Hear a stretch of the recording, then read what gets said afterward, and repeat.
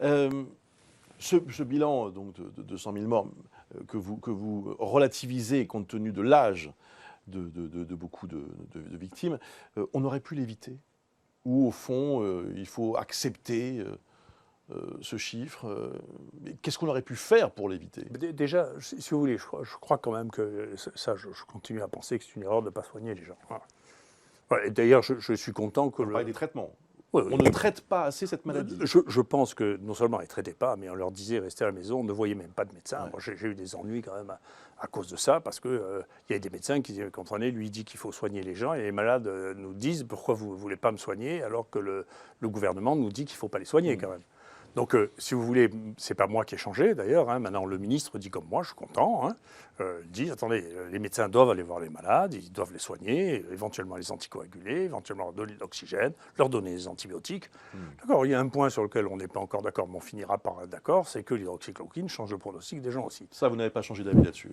Non, mais vous savez, on peut répéter en boucle ça en France ou en Europe de l'Ouest. Vous savez, il est sorti là 2 études dans les 15 jours, une en Iran sur 28 000 malades, la nôtre qu'on vient de soumettre sur 11 000 malades, une autre en Arabie Saoudite sur 5 000 malades, avec les mêmes résultats, ça diminue de 75% le risque de mort. Donc après... à quel moment vous l'administrez, selon vous? On l'administre à tous les moments, mais on l'administre en ambulatoire en particulier, et ça a un effet en ambulatoire que tout le monde retrouve. Donc, si vous voulez, vous savez, je vous l'ai dit, mon temps et votre temps n'est pas vraiment le même. Moi, vous savez, il y a des domaines scientifiques sur lesquels je me suis disputé. Il a fallu 17 ans pour que les gens soient d'accord. Hein.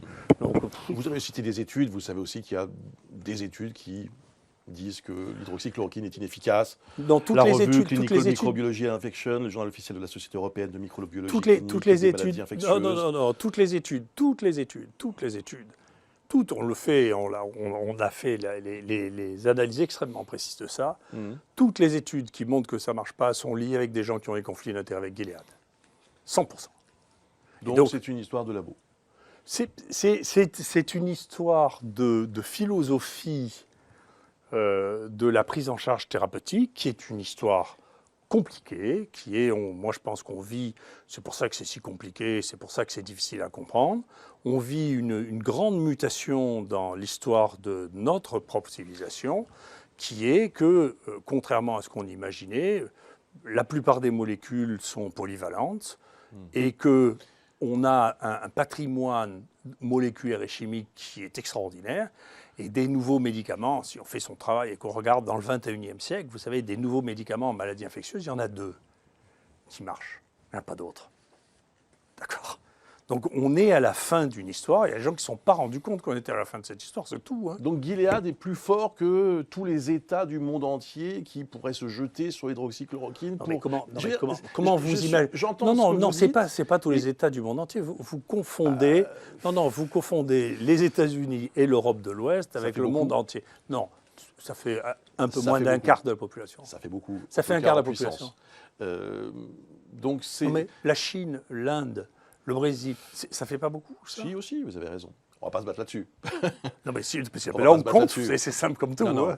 J'essaie de comprendre, encore une fois, parce que cet argument que vous donnez maintenant sur ce labo pharmaceutique qui bloquerait, en quelque sorte, ça paraît tellement fou.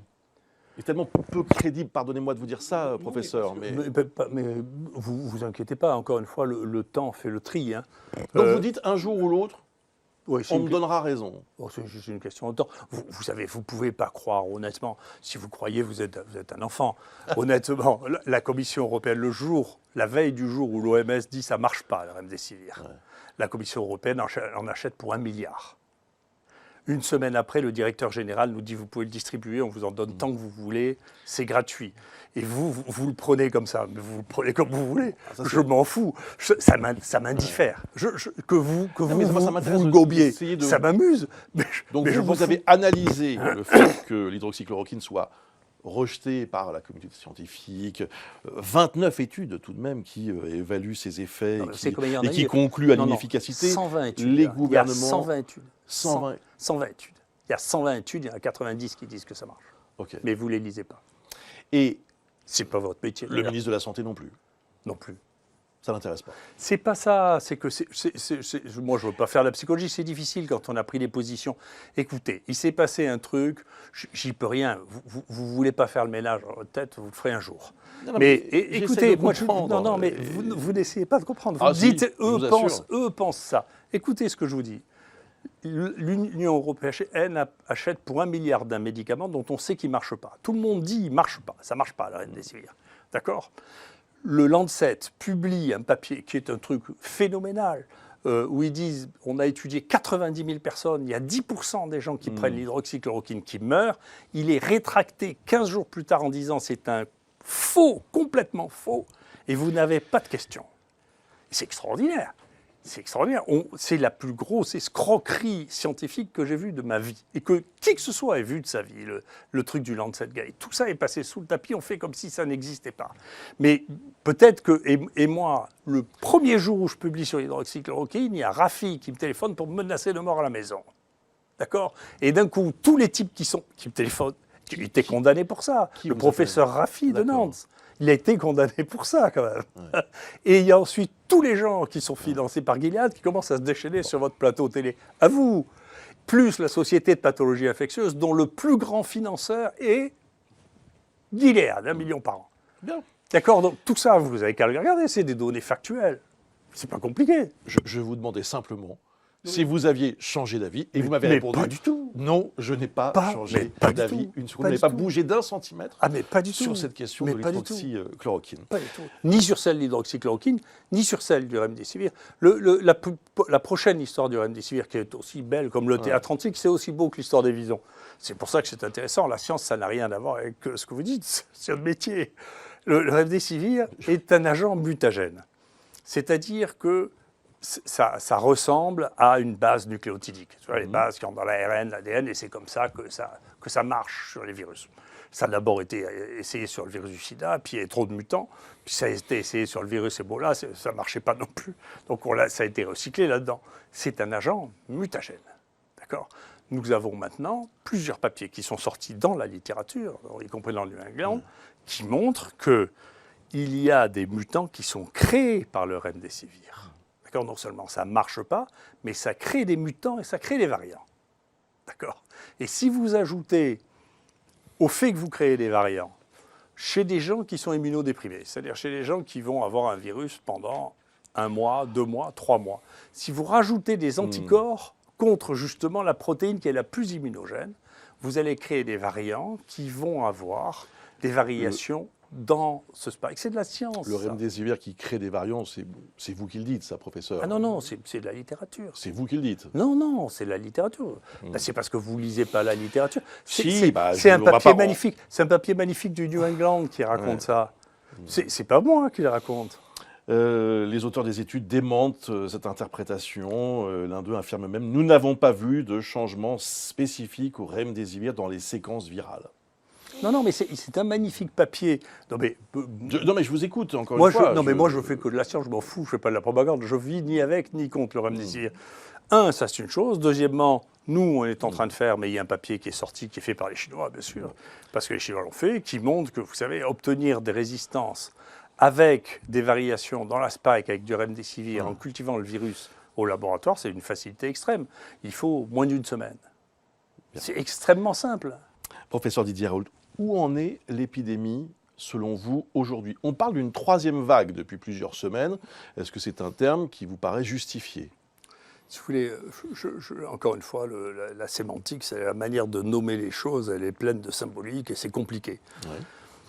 Ce que nous voyons là, ce sont des épidémies successives dues à des variants différents. Ces variants sont différents parce qu'ils n'atteignent pas la même tranche d'âge de la population. Ils sont plus ou moins graves. Là, le premier qu'on a eu en juillet, il y a eu 0 mort avec le variant numéro 1. Le variant 4, je vous ai dit, il y a eu beaucoup plus de morts. Là, le variant anglais, il y a plutôt moins de morts.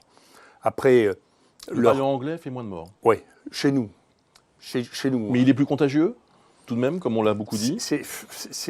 Vous savez, la manière de calculer ça, c'est des modèles. Et les modèles, j'y crois comme... j'y crois pas pour une raison, c'est que pour pouvoir savoir, je vais essayer d'être simple, pour pouvoir comparer les choses, il faut que toutes les autres choses soient égales par ailleurs. Et bien entendu, ce n'est pas vrai. C'est-à-dire que la population n'a pas le même degré d'immunité maintenant qu'avant ce variant anglais. Ce n'est pas les mêmes. La population elle-même n'est pas la même. C'est-à-dire la population réceptrice n'est pas la même. Les conditions d'environnement social ne sont pas les mêmes. Et que donc, la contagiosité de quelque chose, c'est une des choses les plus difficiles à déterminer. Souvenez-vous de cette expression que vous aviez eue il y a quelques longs mois maintenant. Hein. Vous disiez « fin de partie ». La partie continue. Alors écoutez, j'ai dit fin de partie en Chine et je suis toujours d'accord avec moi-même. La partie est finie en Chine quand même. Hein. En Chine. Oui, mais il n'y avait pas un seul cas en France à l'époque. Je ne vois pas pourquoi j'aurais pu parler. Il n'y avait même pas de début de partie en France. Donc là, vous diriez quoi, par exemple, sur la situation aujourd'hui? Vous dites on est au milieu de cette épidémie. Est-ce qu'il va y avoir une quatrième vague, une cinquième vague? Je trouve que l'on devrait porter plus d'attention aux foyers animaux. Voilà, je crois ça, vraiment. Je pense que... On ne les surveille pas assez, selon vous? On ne les a pas assez surveillés. C'est clair qu'il y avait une alerte sur les visons en mai-juin 2020 et que les mesures n'ont pas été prises de contrôle de ça. C'est ce que j'ai vu, factuellement, même s'il y a quelqu'un qui vous dit « non, on l'a fait ». C'est pas vrai, personne n'a rien fait, parce que simplement les infections chez les visons étaient asymptomatiques. Et donc, ils auraient attendu qu'il y ait des visons qui meurent pour pouvoir les tester. Et ça, il a fallu 3 mois de plus.